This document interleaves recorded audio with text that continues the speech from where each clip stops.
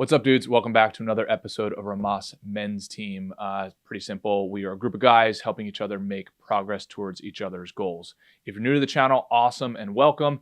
If you want to help support the channel and join our pro team, head over to rhomasteam.com/pro, where you can contribute to us on a donation basis. We also give you access to exclusive content, mastermind groups, etc., etc. So anyway, hope you enjoy this episode, and we'll see you on the team.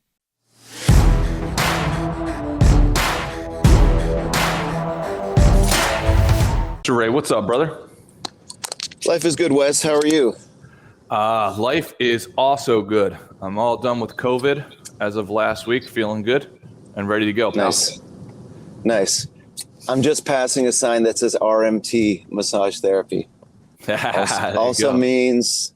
also stands for Rhomas Men's Team. That's right. That is right, boy. So what's the topic for today, my friend? Well, first of all, you attended Larry's conference on Friday. If we could give Larry a shout out. Larry, thank you very much. I'm registered for later today. I believe Shelly registered me and everything. So how was it, bud? Outstanding. And it was like a 3-hour session. And I so from 6 to 9, I had forgotten. And I checked my watch at 7:30. I was like, damn, Larry's thing. And so even though I only got, I thought I was only getting the last 5 minutes, but I got an hour and a half, and it was great. There was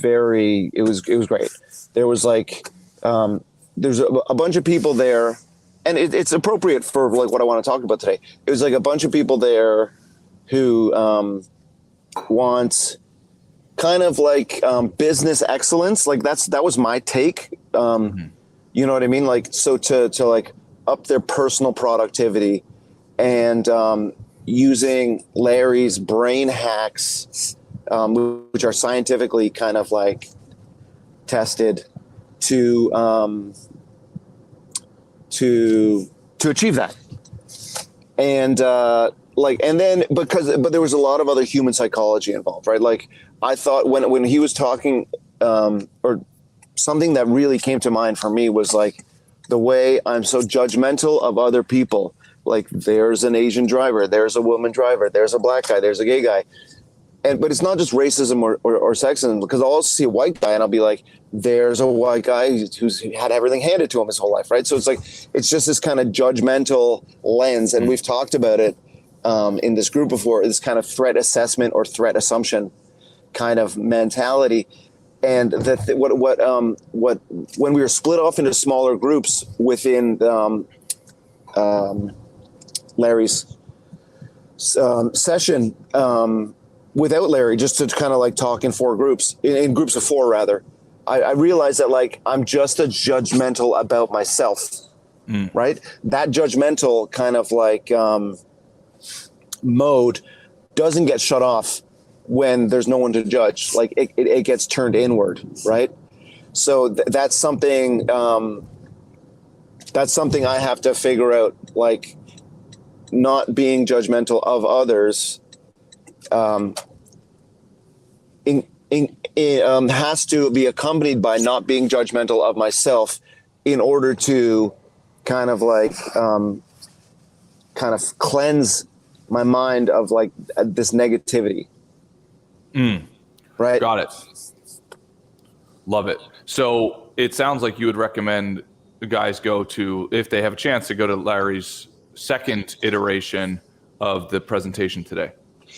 Yeah, and now I thought it was next Friday that the second one is, but if it's today, that's awesome. Maybe we can get a confirmation on that and post it to the Discord. No, I think you're right. Yeah, it is. It was the Friday and the Monday. Yeah, I would strongly urge anyone to do it, and I'll be there too, because like what I really want to focus on is productivity this week. You know, like I really have to, whether it's in the next hour or the next day or the next week or the next month, definitely this year, like figure out whether I can really squeeze like a good living out of the art world to provide for my family. how to do that, or if I have to make some kind of pivot to a different kind of sales position, right? And so like, and I don't know if Larry's module isn't designed for this particular need, but like that is my unique kind of position, and I really got a kind of like tingling feeling that Larry could kind of like unlock that kind of fear, fear of rejection. I'll never get that. I can't do that. They'll say no. You know what I mean? Like whatever that kind of bundle of kind of like nervous energy that's holding me back potentially. Mm-hmm. I got the feeling that Larry might be able to unlock that through his session. Hell yeah. I don't know if that answered your question, but that was about 10,000 words. Yeah, no, absolutely. Well, and you kind of hinted on some of the potential topic for today. So why don't you put that on the table for the guys, because I think it'll be helpful for me. It'll be helpful for all the other guys as well. Yeah, well, Wes, just to kind of make public our conversation earlier today, is like the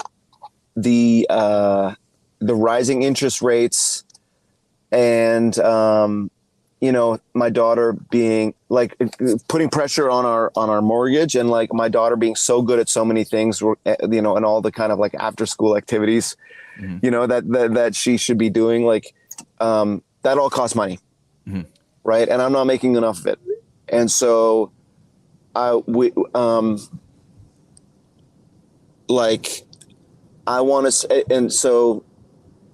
want to figure out like a sprint period to figure out and try to squeeze as much money as possible out of what I'm doing.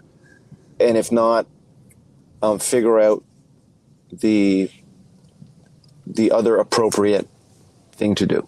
Yep.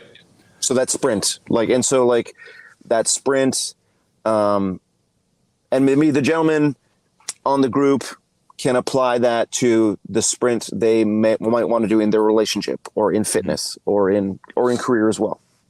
Yep. Yeah. I mean, I think essentially it's an outstanding topic. Like it really, really is, because in a sense, it's almost counterintuitive to what we talk about a lot, which is like basically the marathon. Pick a game you want to play for the rest of your life. And that's the prerequisite decision, at least in my opinion. Okay, what game would you want to play for the rest of your life? Then start playing it.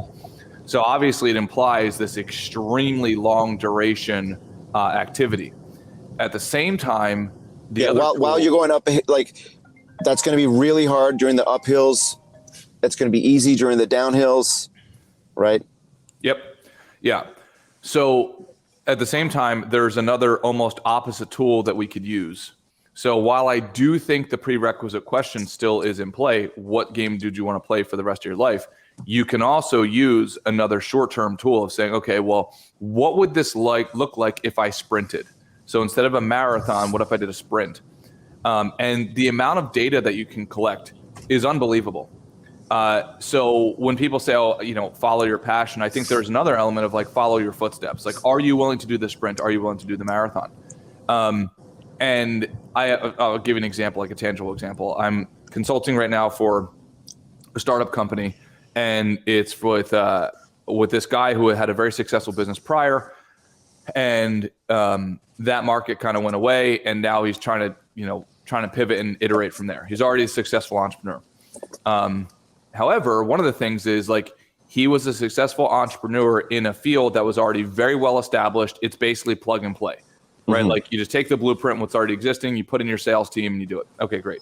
And this new market is kind of like that as well, but it's relatively foreign to him. So I told him now 2 months ago, right? Like, because he had all these ideas and wants to do all the formal stuff, like business plan, blah, blah, blah, all this stuff. But in an established market, you can take a lot of shortcuts there. Like the business plan has already been written, just borrow it from somebody else. Right. So I said to him, hey, like get to your first dollar.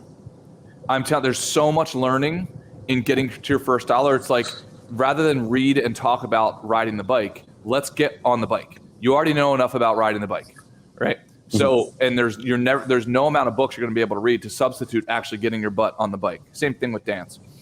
So, and the way that, in my opinion, that you do that is you sprint. Okay, how, and I'm meaning this literally, how can you make the first dollar? Because if you've learned how to make $1, there's a good chance you can learn how to make $10, and then so on and so on, scale from there. So if anybody's sitting on a project right now, you don't have to own a business to understand or to use this tool. It might be with a skill at work. It might be with a credential at work. Like, for instance, I know that, Gunther wants to get his next credential for his engineering profession. It's like, okay, well, what would a sprint look like? If you signed up for that next credential and you studied for 5 hours a day or 4 hours a day for this week, how much progress could you make, and how much time could you collapse inside of a week? I'd be willing to bet, I don't know about you, Ray, but when I get credentials, or when I do, like, especially in school, the teacher would give me 4 months to complete a project. Guess when I would do that project? The last 4 days. Okay, yeah. Exactly, yeah. Or the night before, right? So that's an example of collapsing the time duration to progress. So, Ray, what are your thoughts on that? I thought you were going to say the opposite. I thought you were going to say when you're given an assignment, you complete it before the hour is up. But that's the new West, I think, right? Yeah. That's the new West. Yeah,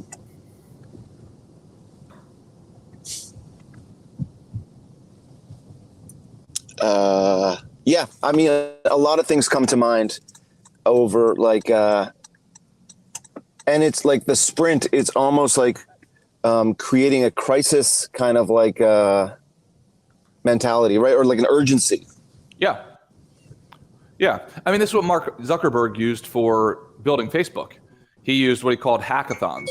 So he'd bring a bunch of developers in, wherever at Harvard, and they'd say, okay, we're going to make as much progress on this in 48 hours. Nobody's sleeping. And they made it a fun thing. And all of a sudden, boom, you have this widget that's built in 48 hours that normally would have taken you 3 months or whatever. Yeah, and in a mature market, or in a established market, the blueprint is out there, right? The sprint is just a matter of doing what everybody else does, or like doing the fundamentals. And oftentimes, like, there's so much time that can be collapsed via accelerating decisions. So because somebody might say, well, how am I going to accelerate 40 hours of work? It's like, I promise you, especially in business, there's so much of that work that's air. That's kind of dead space, because it's just waiting on the human to make the decision. So it's like, let's make the decision, and boom, we move on. Now you have to be adult enough and have enough leadership skill to say, I know I'm not going to get it right? Chances are I'm not going to get it right, but it's going to be the same odds as if I wait for 3 months. So let's just do it now. And I'd rather have the net effect be better with getting a few things wrong. But since we pushed the ball down the field, it wasn't perfect, but the ball is now down the field, and now we're on the 1 yard line, rather than trying to come up with the perfect play. Yeah, I'm sorry that I'm so deep in thought, because I'm thinking of all the different specific applications for my own situation. Like, I guess I'm like starting this business with the gallery owner. That is I think a 1 hour meeting could probably sort out a lot of the unknowns. Exactly. Right. And then, and maybe and then in terms of how to make that first buck, do we have to wait until May 1st when the exhibition opens, or can we just try to privately sell one, which is going to be the same steps as when they're publicly announced, right? And just do that, because it's not a mystery of how you sell my product. You have a list of people who you suspect, you have a list of interior designers or existing previous clients, and you reach out to them with a picture and a price. 100%. And you do that 1,000 times. Exactly. Think of it in terms of 3 S's, right? In general, you can break a business down usually to 3 S's. You have the strategy, and then you have the systems that you have to set up, and then you have the sales. It's very, very simple. Mm-hmm. And then so it's like, but you can collapse time with all of these. So a lot of people, especially like in thinking mode, it's like, dude, you need strategy. There's no doubt about it. But what most entrepreneurs do is they think about the strategy in 5-minute increments between when they're getting Starbucks and they're going to the next meeting, sort of a thing. Yeah. Versus it's like, have you actually sat down in a room by yourself or with the key stakeholders for 2 hours? Because I guarantee that you can make more progress in 2 hours in a sync today than 4 months of in the cracks of time thinking about strategy. Yeah. So all of a sudden you got your first S done. Then it's like, okay, how do you set up the systems? So let's just say it has to do with social media. Okay, did you set up all your social media accounts? Right, like just getting that stuff done versus like, oh yeah, I'm kind of here. I kind of have a website. I kind of don't, like all that stuff. And now you have 5 projects in purgatory and they're not getting done.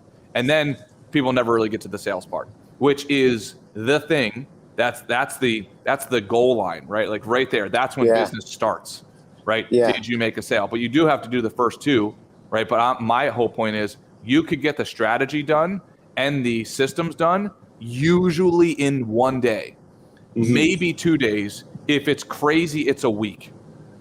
That's it. And then you iterate. Of course, like, let's say if you have to develop a website, like you can go live, I think in 1 day with a live website and then create a better one in the future. So strategy, systems, sales. And you can use that for whether or not you're an entrepreneur or not. Mm-hmm. I love that. I love those 3 S's. Yeah. Tell me how have you applied this sprint mentality in your own life? To our business, I mean, all the time. So and just know you will receive resistance from this, from all of the non-athletes. That's from myself and from that part of my brain, the other part of my brain too. Yeah, absolutely. That's why I love that. I'm feeling the resistance in like the pit of my stomach already. Yep. Yeah. And this is where the Brene Brown quote comes in. She said something like she refuses to take advice or opinions from those people who are not scarred from the battle. Because everybody's going to have opinions. Or your version is that, like, don't take financial advice from broke people. And Miguel is saying this is where he's at right now with his show. I was thinking maybe, do you mind pulling him up so that I can drive a little more safely? Totally. Okay. I was thinking of like who else in the group so I don't accidentally kill my wife and myself. Like who else in the group is going through this journey? I know Brent is, of course, but Miguel was the first person that came to mind. Yeah. Hey dudes, sorry for the interruption here. Just wanted to let you know, if you want to join our pro team, go to romasteam.com/pro. You can help support the channel. You will also get access to exclusive content, masterminds, one-on-one sessions, etc. All right, back to the episode. Heck yeah, I just invited him. Hopefully he can join. Because he's trying to start his own thing, trying to build his own audience, but he's not trying to invent the medium, right, Miguel? Like, and Matt and Wes and I were talking earlier, like, if Matt and Shane can create a successful podcast and Patreon with the absolute worst name in the history of the mediums, Matt and Shane's Secret Podcast. Like, for God's sake, what's holding us back? Yeah. What's up, Miguel? What's good, guys? Yeah, so it's just funny that you guys are talking about this right now, just because my first show that's at a venue with a live audience, if I can get the live audience, is going to be this upcoming weekend. And it's funny because, like, it's been a sprint. Like, since I lost my job, I entered the sprint and I went full on into find a venue, get people, like, keep setting things up. I knew what the steps are, like you said, it's like the blueprint is there. I just had to put everything in place, got everything that I needed. And now it's time to actually get asses in seats and get people to show up. And to be honest, it's terrifying. I mean, it's like, I kind of, in my head, it was always, until this point, it was like, well, if I get the venue, everything else will fall into place. It'll be easy after that. All I need is the venue. And now it's like, actually, now starts the hard part. Now it's like everything is going to be more challenging from here on out because, every single person that's doing anything in comedy has a show that they need to get people out to. Mm-hmm. And I've already called in favors with people to get them to come out to other shows that I was at.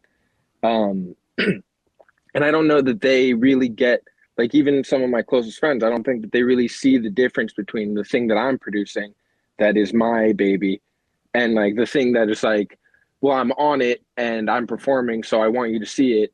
And I want you to come out and support so that these people know that, like, you know, I have a pull of some sort. But like, to me now, this is the most important thing. And it's like, it's tough, you know, I'm not sure how to do it yet, you know? Dude, first of all, I got to give you so much credit because you're doing exactly what you should.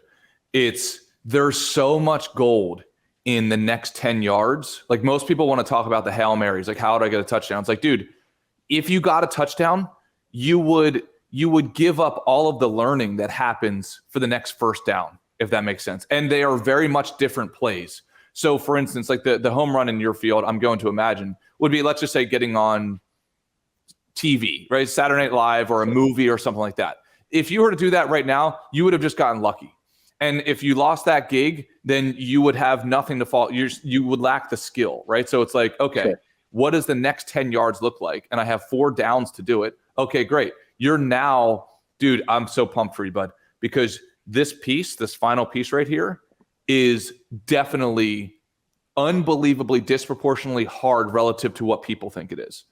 Like, oh, okay, cool, I got a gig. I just got to get people there. It's like, wait a second. I mean, you could talk to Larry. I've done it too. Like, getting people in a room, now, don't be upset with yourself. Like, if you get 0 people there, it's a win because you showed up to do it. Does that make sense? Yeah. Right. Like, and you have to absorb that. Okay, what happens if I get 0 people? Well, then I'm going to do it again, and I'm going to do it again. Just know that it's been done before a million times, so there's no reason you can't do it. You just have to learn how to do it. But if you sat back in your room in brainstorm mode for the last 4 months, there's no chance you'd be here. It's all about action, forward progress, pounding the ball yard by yard by yard. And then, dude, once you do it, and I can tell you, Matt was just here a few weeks ago. I can tell you, like, he's selling, you know, we were at the Irvine Improv, he sold it out. But I could tell you, I was there when Matt was doing 0 people, right? Like, literally. And I could tell you that if you asked him, hey, would you want to skip any of that? He would tell you absolutely no. Right. Like, at minimum, it gives him the contrast of, oh, wow, look what it looks like for me to get 400 people in a room right now. And the joy that gives me, because I knew what it was like to get 0 people in the room. Right. So congratulations, dude. You're already winning big time. I appreciate it. Oh, and by the way, I just had my 3rd interview for a job. I'm hopefully going to hear back from them this week if they want me to come into office to negotiate salary and like what my actual workflow would be like. But I have a good feeling about it. So I am keeping track with my actual real life as well. But I was able to use this time to sprint, to go, okay, well, now I've got all this free time.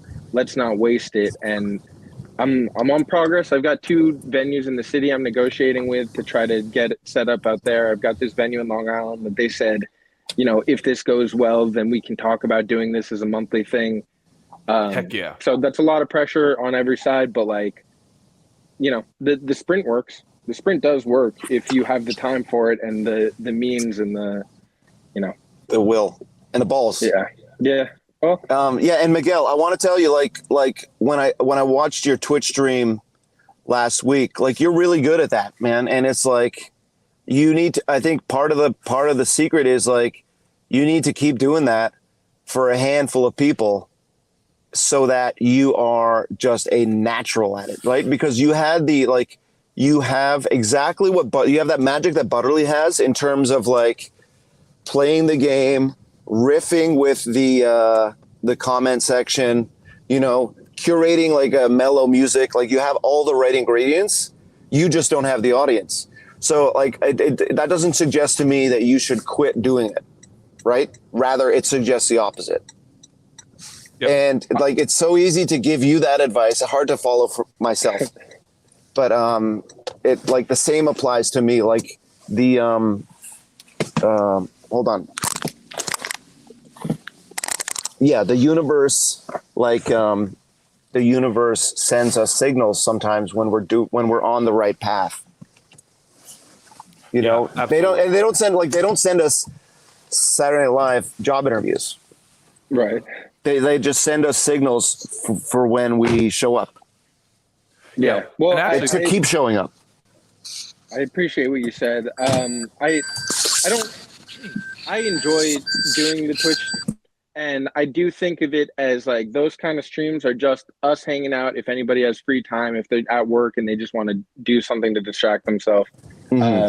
But that's kind of to just maintain the Twitch, because really I'm doing it to get everyone to show up for Dork Court. I mean, yeah. Twitch is, I'm sure Butterley's doing the same thing. It's a but right? Like they're all, or like Tommy Pope said, like they're all tentacles of the same octopus. Yeah, sure. Yeah. Terrible mental picture, I know, but like spokes of the same wheel. It was only Dork Court. Like, hey guys, show up for this, but they don't really know who I am. They don't know that the idea is to cultivate the chat, the live stream, the live chat, because those are the people that make the show that I have what it is. I mean, right, when they roast the comedians that are performing on Dork Court. Right. It's like the Greek they want to go hang out. Yeah. Yeah. It's like the Greek chorus, right? So we get to all kind of like put the comedians in the guillotine or whatever. Yeah. And I don't think, I mean, because I've watched a lot of different podcasts. I've been in a lot of different chats, and you know, some people cultivate it well. Some people kind of ignore it or like use don't it need as a whatever it is. I wouldn't want to try to just do Dork Court. I need it to be a thing where it's like, hey, we're all friends. We hang out. We do this on a regular basis. We know each other. We know the kind of sense of humor that we're all working within. And that kind of gives the identity to Dork Court. Yeah. So it's like those streams are us just hanging out. It just, you know, is a place for everybody to meet up and joke with each other. Because otherwise we'll do it, you know, we'll comment on each other's tweets and stuff like that. We'll talk in Discord. But the Twitch gives them all a place to come hang out together, tell jokes to each other. That half the time they're not even listening to me or paying attention to the video games at all. They're just kind of joking with one another. But then that sets it up. The community, it's the sense of community, right? Yep, that is created. Exactly. That's the most, that is like, that is the real secret sauce with Matt and Shane, with all those Philly comics, with Dad Meat, especially the way that like the live chat really creates bonds between the audience members. Like that's something that, I guess like everyone used sitting down and watching TV the way they did in the 60s, like to watch Walter Cronkite or MASH or whatever.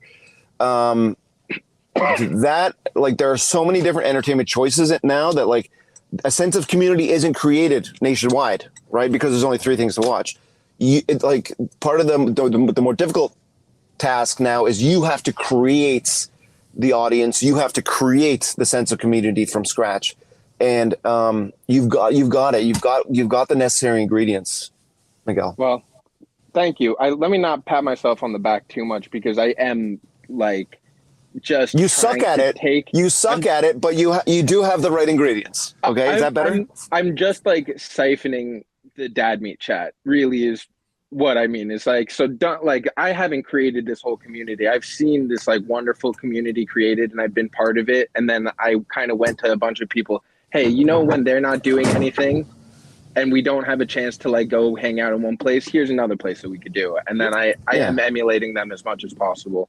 So, yeah, but they siphoned the Matt and Shane audience, and it's not even siphoning. It is like providing sustenance because there's a hunger for more, right? Yeah. Like you're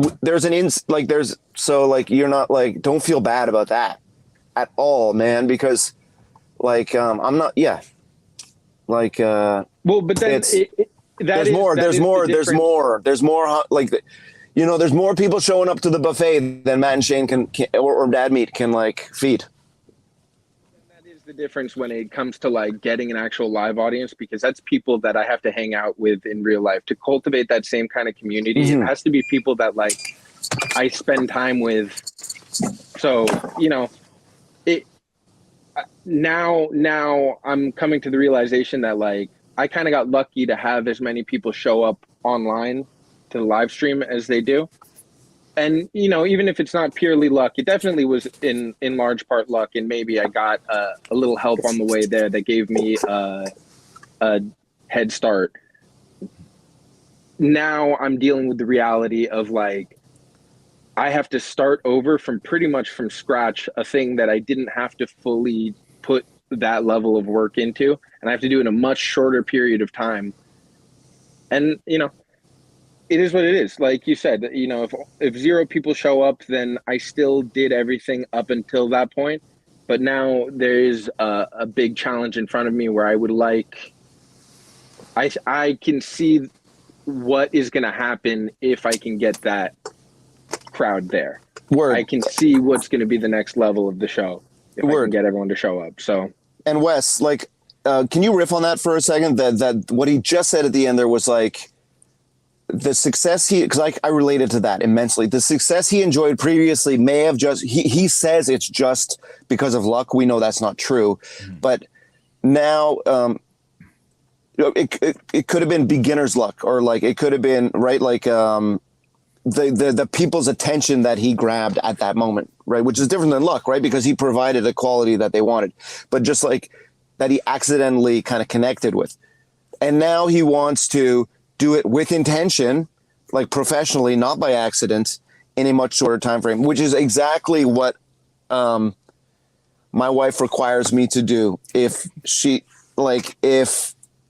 I'm to be prevented from being like a fryer cook. Got it. Right. Maybe I'm oversimplifying this, but as I listen to both of you riff on this topic, I actually think the way that I would look at it is pretty simple.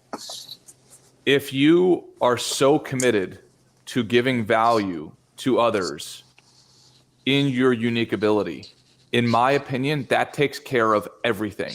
It removes the ego, it removes the fear, or at least dampens it enough to where it takes care of itself. So for instance, right, like, because all we're talking about, and whether or not we're talking about business, it's all a function of, can you create value for other people?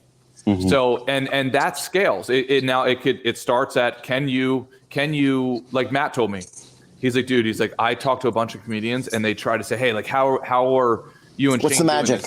Exactly. What's the secret? Yeah. Yep. And he says, he's like, dude, I tell you, he's like, most comedians are, and just business people in general, are making it too complicated. What Matt's intention is, every time he steps on a podcast or every time he steps on the stage is I'm just giving these people, can I give these people a brief break from their monotonous days where it's stress-free? Hopefully they can get a couple laughs out of it. Now you think about that, how humble of a goal that is and how extraordinary the results have been. And I think if we can all come back to that, how can I try my best to give value to you guys? And realizing, and in my opinion, when you come at it from that angle, if it fails, it's kind of like, okay, I tried. I'm going to try a different way. Like, it's no different than like, if you try a joke, somebody doesn't laugh, you stay committed and you try to tell a different joke. It's no different than that. So, and then the external results outside of making people laugh, like that will come with time, getting butts in seats. Then it's just about scaling it. But I don't know if this helps you guys, but for me, it definitely helps me. Like, I am going to try my best just to give value. I've had plenty of times where no or few people showed up to our classes. And then over the last 2 years, we've now taught 3,500 some people. But I could tell you for years that wasn't true. But I could also tell you that when one person showed up, I was pumped. I laughed at it. I was like, oh, this is going to be weird because I'm at a whiteboard and there's just one human sitting right in front of me. This is a really strange dynamic. But if like your goal really is to provide that value, if you really are on the religion and on a mission, then the rest takes care of itself, in my opinion. Hell yeah. And yeah, I mean, you're right. But still to the point that, Ray was making, and that is the point of the discussion in general. I there is an obligation to put a certain amount of effort into it, and like it's a new task, it's a new challenge. It's like everything I did up until this point was like the things that I could have planned out, you know, and I executed them. And now I'm at a point where it's like, okay, well, now there's actually a new challenge that I kind of didn't plan ahead for, even though it was what I was going for, you know? So it is scary. It is challenging. I am going to do my best. And I think you're right in the sense that, especially with what I'm doing, like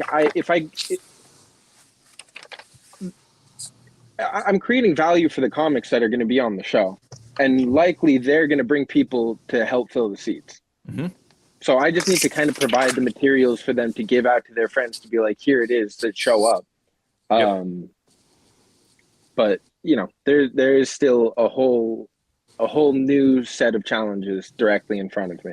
Oh, definitely. And that's what I'm saying. Like if the nucleus of what you're trying to do is constantly provide value, then the work of all the logistics becomes easier. And this is not something that just like you sit down and you think about. And by the way, I'm not giving you advice. Like I'm talking to myself simultaneously. The brain is going to constantly toggle between, oh, here's my mission, and oh, shoot, this is really hard and uncomfortable.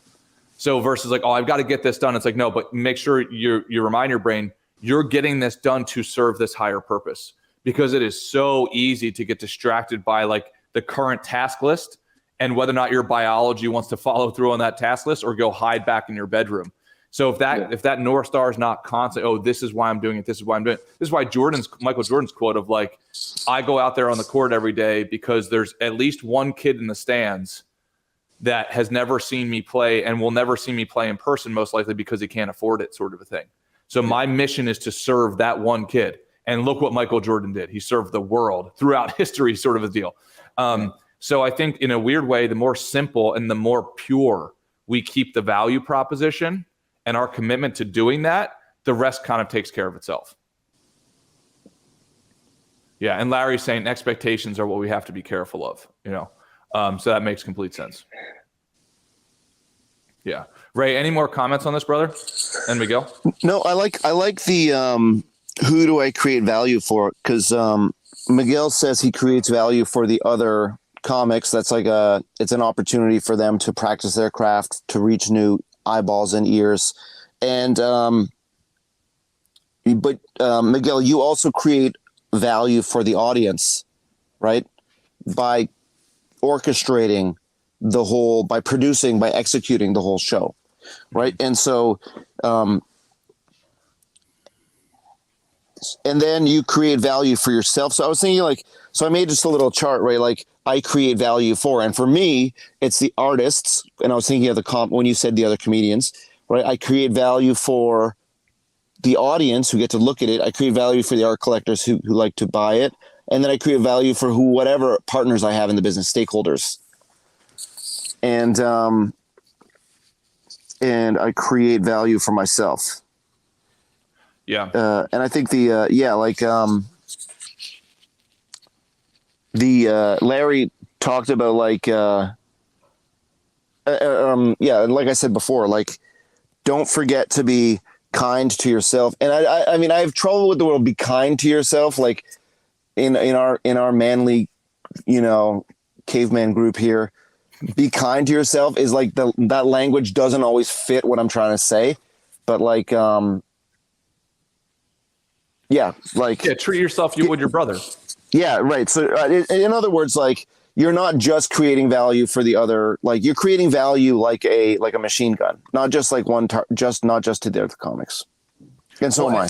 And also, this is not a one-time decision. Honestly, like the amount of times that I struggle with this topic, it's in the dozens per day, where I have to actively remind myself, like, oh, don't listen to that person because that person's not in the value bubble, right? They have nothing to do with that. Like Aunt Cindy commenting on my financial practice, right? Like, but my brain can't tell the difference. Yeah. Right. My initial monkey mind or my reptilian brain wants to say, oh, Aunt Cindy's probably right. And then I have to remind myself, it's like, dude, what are you talking about? So I actually tested this, right? To kind of, for my own well-being. every Thanksgiving I go home and I have this crazy skeptical cousin, like who literally, she says that like if I took her advice throughout my entire childhood and life, I don't know, I'd probably work at Starbucks still, sort of a thing, right? So I tested this just to prove a point.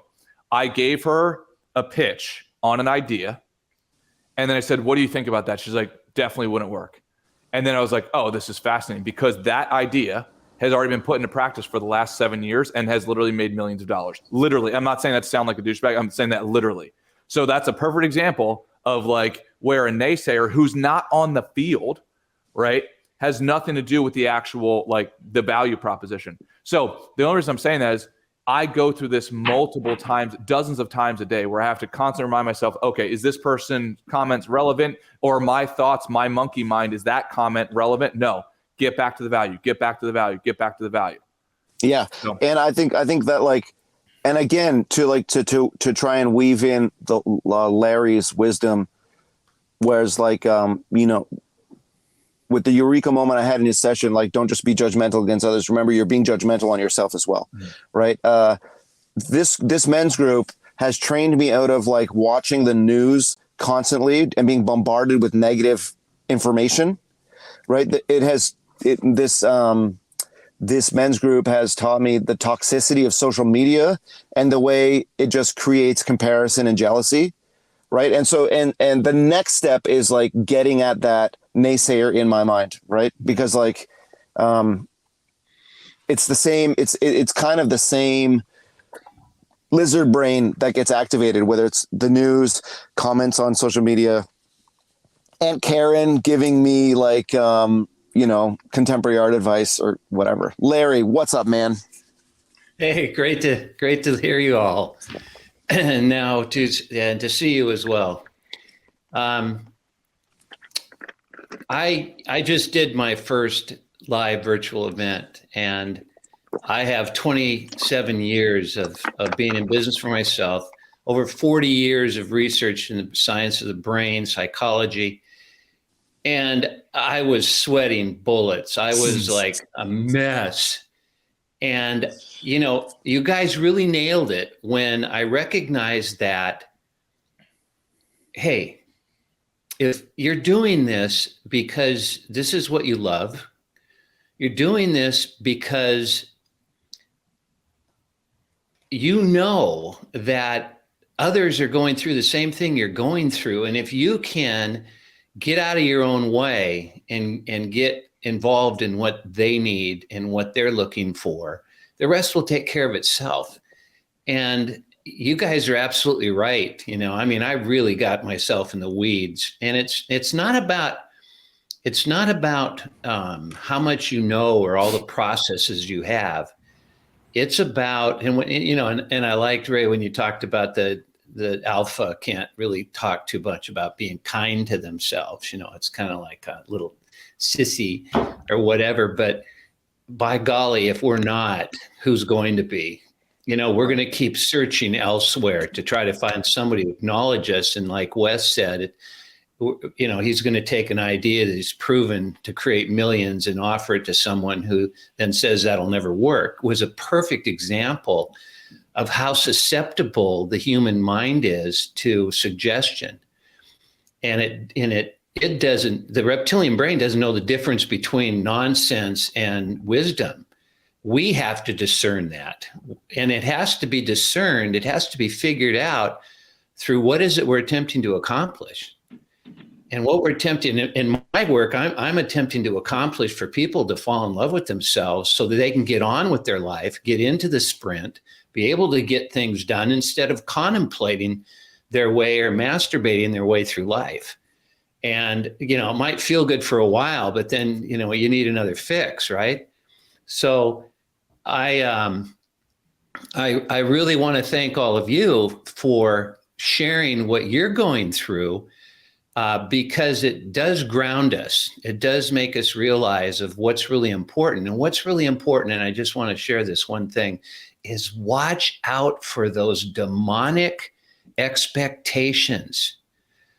because the expectations, unless they're fully in alignment with the value you're driving and giving to people, which is a self-expectation that I'm going to be the best that I can be with what I know now in this moment now.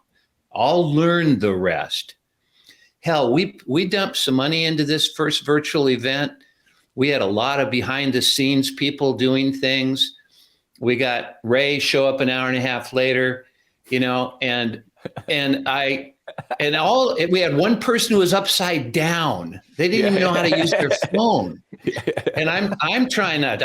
All these people are on screen, and we did all of this so they could come to my 2-day signature event and absolutely change their life. You talk about going into hyperspace. I mean, the speed of light, literally, you will transform. So all they had to do at the end of the program is push the button. The button was never turned on. So there was no way after all of that they could go and sit down and pay for an upcoming event. So much for expectation. But it's kind of what, you know, Ray said, all of the journey we're on is to get us even in better position for that value that we offer. And it's the doggone journey where we got to be curious and fascinated and this is the key, not let what happens in the journey tell us whether we're worthy or not, tell us whether we're on the right track or not. Hell, I'd still be a carpenter. And there's nothing wrong with that, but it certainly would have been a lot easier than getting into all this mental stuff and trying to sell an intangible, for crying out loud. But that was always the fallback. Well, I'll go pound nails, you know, and that became a comment, didn't it? Go pound nails. But again, as all of you are sharing, you take away this, it's hard, take away this, it's tough. You know, why do you want it to be hard and tough? Why don't you have the time of your friggin' life? I mean, it's a choice on how you want to go through the process of learning. But boy, you don't learn a damn thing sitting around wondering if. Learning takes place through experience. And the only way to get it is, like Wes is saying, is friggin' do it. And you get one that shows up, they're the luckiest person on the planet, because you're going to transform their life with your artwork, with your comedy, you know, with your financial wisdom, with helping them put themselves in the right mental state of mind so they can win. It doesn't matter where you're coming from. The end result is the same for all of us, to improve the condition of the people that we serve. And that's humanity. And sometimes we're not going to like the humanity that's there. I didn't like her being upside down. How dare her? My God, can't you even figure out how to use a phone? You know, and that's the judgmental side again that I was talking about. So you nailed it, Ray, when you said, you know, it's not so much that I'm judgmental about others. It's how damn judgmental I am about myself. Yeah. And that's, you know, I think that's where all of us have to fall in love with ourselves and get on with our lives and start having some fun, even though we're in dire straits. I couldn't make mortgage payments. You know, I had to look at foreclosure. I had, you know, I mean, it's none of us are going to escape that. Miguel's not going to start out getting a phone call to be on Saturday Night Live, but if he does, he's going to be ready for it. Instead of scared to death, he's going to say, well, about time. And if he doesn't say that, he will be scared to death. His one opportunity, he will blow it because he's so self-conscious. And that's the thing that I talked about when I said, be your own best advice. Be the one that you seek when you are in the dumps. And then when you do look outside of yourself, like Wes said, go to those that have already won. Go to those that know how to do it. Don't, you know, what's that old adage? You take a little kid and somebody asks him, what do you want to do with your life? I want to be a professional basketball player. And they go, do you know what the odds of that are happening? You might as well wish you were a plant. Or, I mean, that's about the chances you have. But what do they say? You go to a pro ball player and he says, okay, I want you bouncing the ball every single day. I don't want you going anywhere without the ball. I want you to sleep with the ball. I want you to be the ball. And that's the challenge we face. Everybody's so quick to give us advice, like I'm giving now, for crying out loud. But once we, and here is, a brain hack. A brain hack is taking hundreds and hundreds of years of brain science, psychology, research, and condensing it into a transformational moment where people don't have to take the long marathon. They can take that quantum leap from here to there instantaneously and all be ready and now work the process, whatever it may be, and fall in love with the process as well. Otherwise, we're going to hear words like, oh, it's going to be so hard. Oh, I've got to fill all those seats. Oh, I think I'll take a nap. Yeah. Maybe I owe myself a drink right now. Yeah. Fill the fucking seats. Figure it out. And the next thing you know, you're doing what you love, and there's people there that are loving what you do. Yeah. No, Larry, I think it's so well articulated, and it reminds me the way that I think about it. There's essentially two things of the people that I look up to, let's say in business or whatever. I've noticed two things. They were committed to giving value to the end user, and they just kept going. And that's it, right? Like their intentions were to provide value. So they were doing the thing that they're doing for free at one point in the beginning. And now they're providing value to many more people. But the reason they're able to do it is they just kept going. Like literally that's it. The two variables, give value and keep going. That's it. Amen. And that I think is where people get stuck, is that didn't feel good. Mm-hmm. And that's where we get into the we need our blanket, and I don't say that facetiously. I say that we're looking for comfort. And that's when you've really got to be able to say, hey, give yourself some fucking credit, man. Mm-hmm. It doesn't have to always be perfect. It's progress, not perfection. And the perfection will come. You may never live long enough for it to occur in your life. But when you're shooting for it, you might, you'll generally settle for excellence. And that beats mediocrity to death. And mediocrity is settling for less. Now, those of you that have to make a living in the meantime, you be the best human being making that living that you possibly can. You want them to go, please don't leave us. I know you've always wanted to do this with your life, but don't leave us. Because I've seen too many people just show up for the paycheck. Mm-hmm. And that's not good to practice our own credibility and our own belief in self. We need to bring our best version to whatever we do. Whether we like what we do or not is immaterial. Bring our best version to it. Then we can sleep at night with a little smile on our face and say, you rocked it today. Because it's not about how much you made, it's about the difference you made. See, Miguel, you poked the bear and you got the bear. You know what I mean?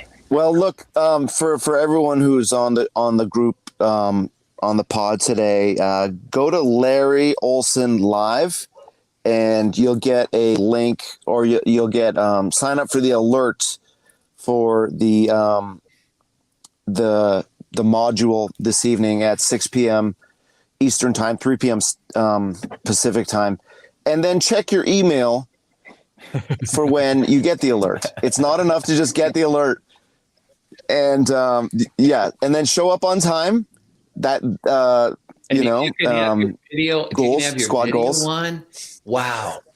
That would be upright, not upside down. We love you, Lair, and I don't care whether you're in bed or taking a dump. I don't care.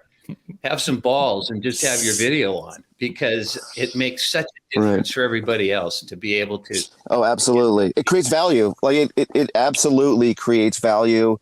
And so, David Goggins has a little video that says, like, take your hand grab your ball. If you have balls, grab your balls. You know, that means if you have balls, that means you can hit the, you know, that means you're a human. That means you have feet. That means you're on the floor. That means you can do some push-ups. And so I don't know why that came to mind with all the talk of like the dumps and the.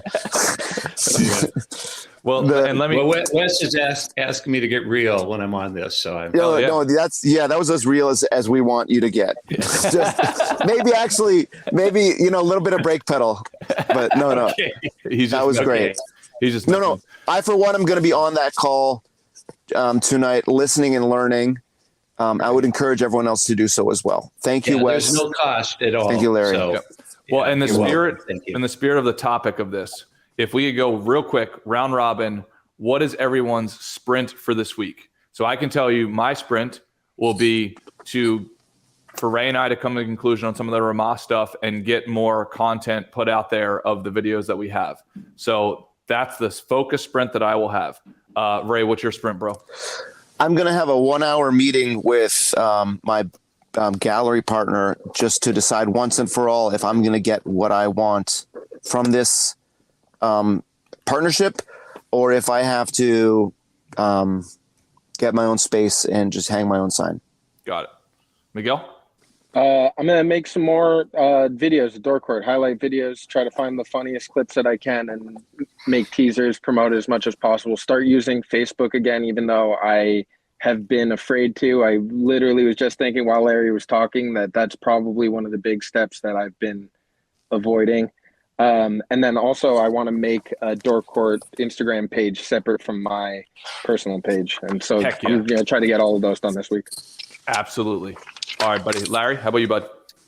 Yeah, I'm doing 4 videos a day on different challenges that we're all facing until the end of the week. And then some people are flying in to do a bunch of videos. And so going to be, and I don't like to do videos, by the way. I don't like to stare at the camera and try to be in the zone and be animated, but I'm doing it and it's getting easier and easier. So it's amazing if we just keep doing it, the fear starts to go away. Love it. Yeah. Right, and dude. Wes, I think that like, it's safe to say that Larry gets paid thousands to give his like psychology and wisdom and business expertise. And you're getting a 3-hour session for free tonight. If you log on at 6 p.m. Eastern time.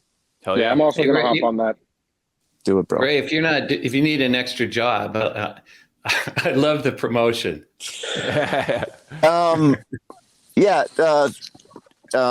Be careful what you wish for. All right, gentlemen. Well, you have your people talk to my people. Okay? Hell yes. Love you guys. Love my gentlemen on this call. Bye-bye.